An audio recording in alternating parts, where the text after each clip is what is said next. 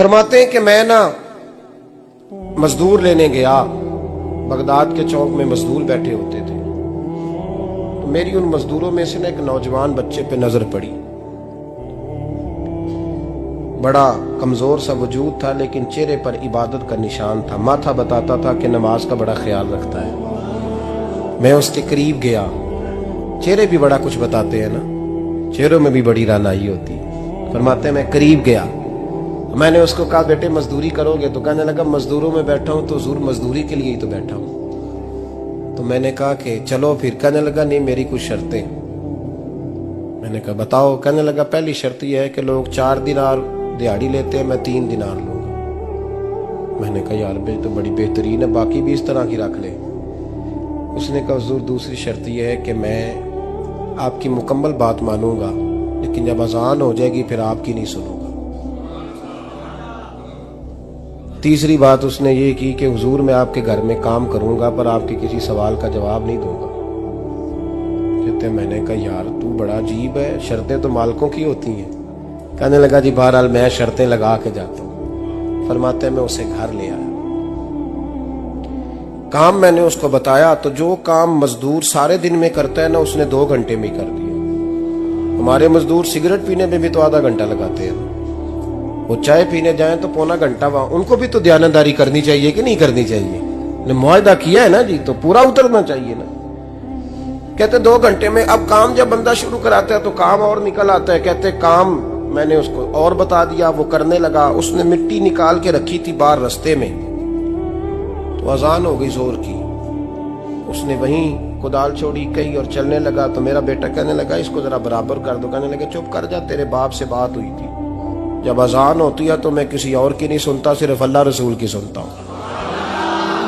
कहते मस्जिद चला गया, नमाज पढ़ के आया तो दोपहर का वक्त था। मेरी बीबी कहने लगी इसको को खाना खा ले।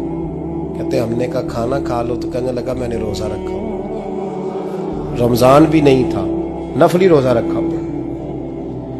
फरमाते हैं शाम हुई, मैंने 3 दिनार दिए, तो मैंने कहा तेरा नाम क्या है? कहने लगा मैंने आपसे कहा था मैं किसी सवाल का जवाब नहीं दूंगा।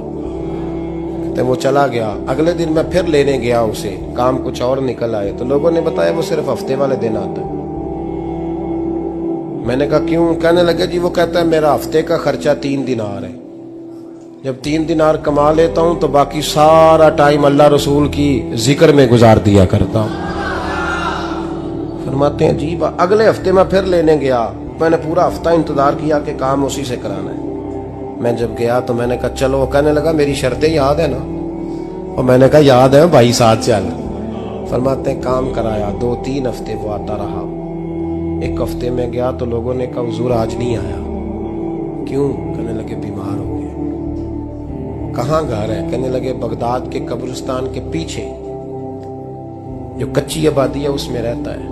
फरमाते मैं गया, दरवाजे पे दस्तक दी तो कहने लगा हुजूर आप हैं? दरवाजा खोला है, आ जाइए। फरमाते हैं मैं अंदर गया तो मैंने कहा तुम्हें कैसे पता चला मैं आया हूं?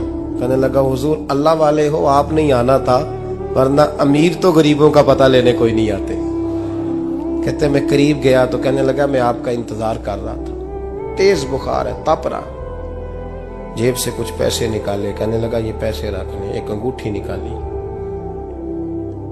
कहने लगा हुजूर आज रात को मेरा इंतकाल हो जाएगा, इन पैसों का कफन खरीद के सुबह जनाजा पढ़ के मुझे दफन कर देना, और जब दफन करो तो ये अंगूठी लेके असर के बाद हारून रशीद के पास जाना। आप उसे कहना मैंने मिलना है, पर वो आपको टाइम नहीं देगा। आप उसको आवाज दीजिएगा कि तेरी एक अमानत है मेरे पास, फिर वो आपसे मिलेगा तो अंगूठी दे दें, फिर आप मेरी तरफ से फारिग हैं। हजरत फरमाने लगे तेरा नाम?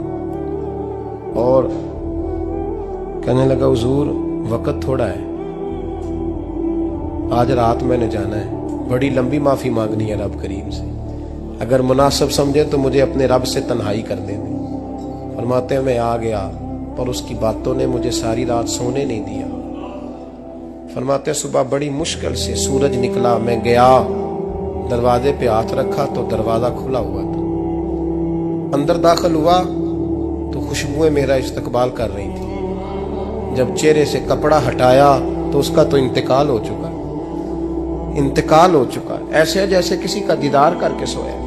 कहते मैं तो 2 आदमी ले गया था जनाजे पे, पर पता नहीं दुनिया किधर किधर से आई, कहां कहां से। अखां जदों मीटियां जमाना मैनू रोवेगा, अपना ते अपना बेगाना मैनू रोवेगा।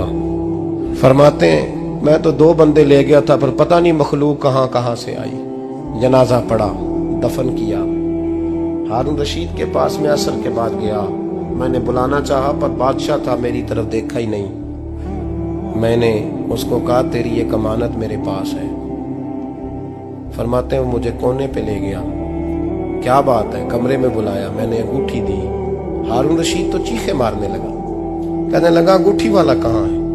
मैंने कहा वो तो इंतकाल कर गया। कहने लगा मुझे कब्र पे ले चल। कहते मैं कब्र पे लाया तो वो लेट गया, तड़प के रोने लगा। मैंने कहा मेरा कलेजा फट जाएगा, ना उसने कुछ बताया ना तूने बताया, ये कौन था?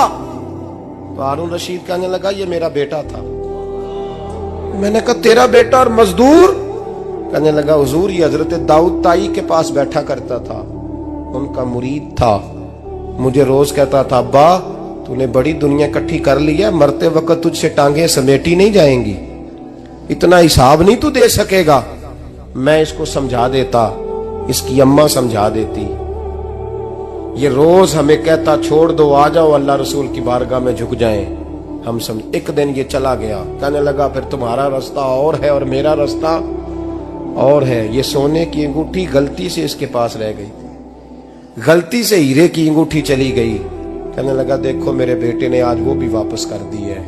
फिर तड़प के कहने लगा हारून रशीद था तो ये मेरा बेटा, पर मेरा मुर्शद निकला, मेरा पीर निकला। भाई जिंदगी तो बड़ी थोड़ी है ना। बाबा साहब ने कहा था उठ फरीदा सुत्या, और दाढ़ी आ गया ही पूर, अग्गा नेड़े आ गया, पिछा रह गया ही दूर। उठ फरीदा सुत्या खलकत वेखन जा, मते कोई मिल जाई बख्शिया ते तू ही बख्शिया जा। उठ फरीदा सुत्या झाड़ू दे मसीत, तू सुते रब जागदा तेरी डाडे नाल परीत। मेरा रब हमें भी अपनी बारगाह में कबूल फरमा।